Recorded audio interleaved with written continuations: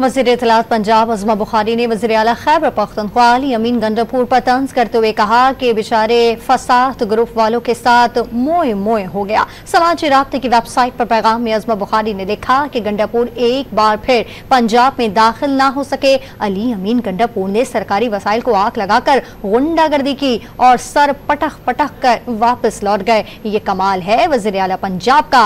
पंजाब में गुंडागर्दी नहीं, कानून की हुक्मरानी चलेगी। वज़ीर आला पंजाब को अपनी हुकूमत की रिट मनवानी आती है।